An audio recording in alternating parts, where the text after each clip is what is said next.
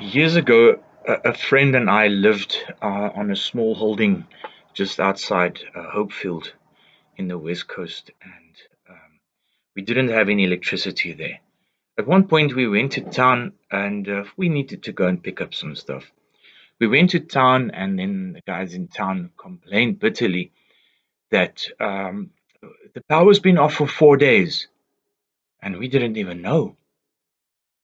And then I kind of forgot about it and, carried on with my life.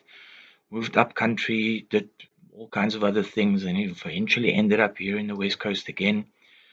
And then started learning about permaculture. Now, the reason why I'm making this video is I'm starting sort of a new journey, almost, if I could call it that, is going back to that time when we didn't have any electricity, when we lived without it. I wanna explore that, but in a nicely controlled sort of manner.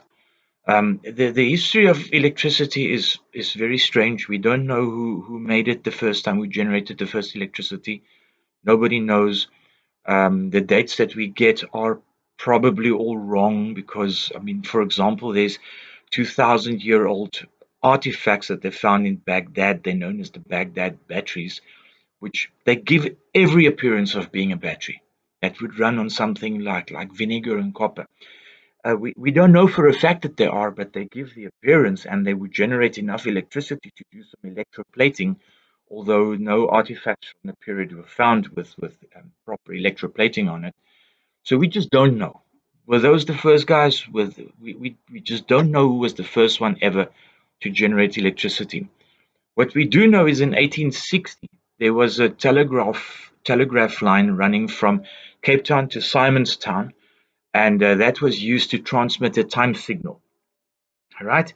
In 1878, Paris became the first city in the world that had electrical streetlights.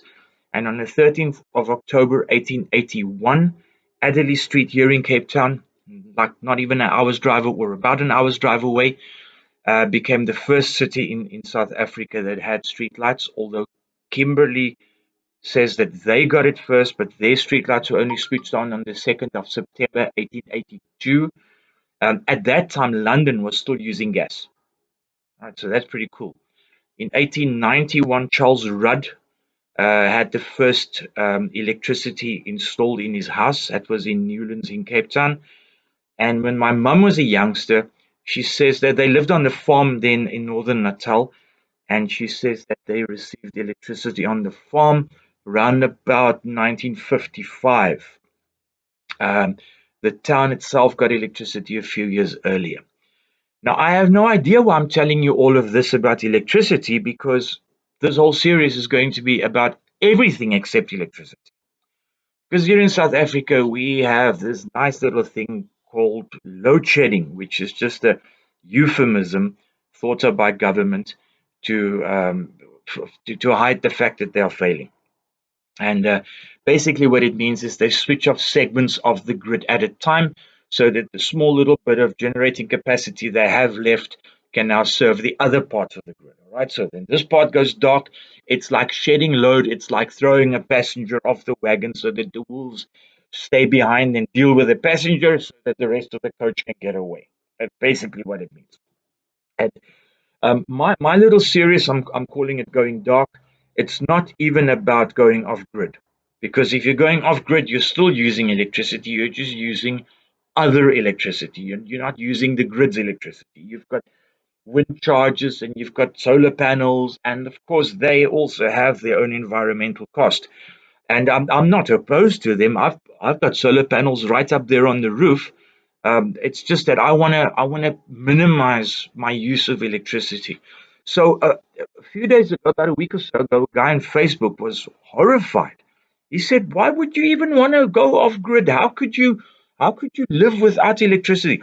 And he might be right because some of the books that I've read and the studies I've seen claim that if electricity disappeared today, within 6 months, 90% of the population would be dead. They'd be gone, right? So I wanna work around.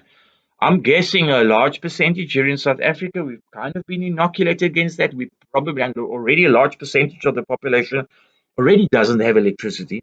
So we'll probably be less than 90% here. But other countries like the USA, there it would probably be a bigger problem because they're more dependent. But this guy on Facebook, he was absolutely stunned when he heard I'm going dark. Not even off grid, going completely dark. I made a list of all the items that would use electricity, and when I looked at this, most of those items could be done in a different way. The only things that I figured out that absolutely must have electricity: cell phone, tablet, desktop in there. All the other things can be done without electricity.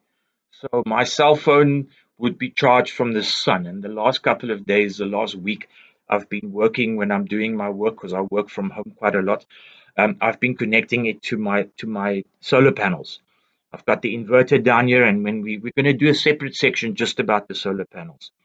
Um, Other things that we're going to be looking at in this little journey of mine, and this is a process, guys. I haven't done all of these things. I've only implemented some of them. Some more will be done later on. Some I have no idea how to do yet. Some I've already been doing pretty well, like cooling down the house in summer. There's two things I did, and they're really dirt cheap, and I could do it by myself. I didn't have to get anyone else in, and that works. The heating part, for example, how do I heat up the house? I've got a kacheloven over there, which I'm planning on tearing down later on and building a rocket stove in, so that'll be a different part of the journey. As far as I know, this is the only kacheloven in South Africa. It's been up for, I think it's 7, 8 years now, going for 8 years, and it makes really just a small little fire, and it heats up the whole house beautifully. And this room, just this one room, is 12 meters in length. This is pretty big. Everything is open plan. Um, how do you heat up the place? How do you use the paraffin heater to also cook your food? Because if it's cold and you've got the heater burning, I mean that if you then can reuse that food and that heat and cook food, then that heat is free. So how do you use that, and how do you do that? I will share a couple of recipes, like how I bake bread on a paraffin heater using steam. How I make an awesome dish. My mum showed me. She just kind of had the idea of doing it in a sorry, in a deep fryer, not a deep fryer, in a frying pan. And I then thought, but hang on, I could change that and I could use my paraffin heater. And so we've regularly been eating like that, and it's free. The heat is free. There's no electricity involved. You're already expanding the heat, the paraffin. Speaking of paraffin, how do you pour paraffin so it doesn't make a bloody mess? Because there's a specific way to do it. Okay? If you don't know that way, it's just going to be a mess every time. What do you do with a wick of your little paraffin lantern like this one, so that it doesn't smoke up the place? Because paraffin has a nasty habit sometimes of making a bloody mess. It smokes up everything. It stinks. Your eyes burn. It's just not good. So we'll be looking at all of those things on this series of videos of going dark. If you're new to my channel, welcome to the channel. Welcome to the series. And I hope that you guys will join me on this journey and implement what you can.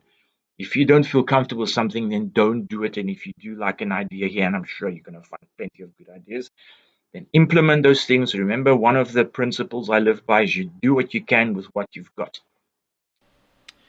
Thanks for watching. And if you enjoyed this, remember to like and subscribe. Bye.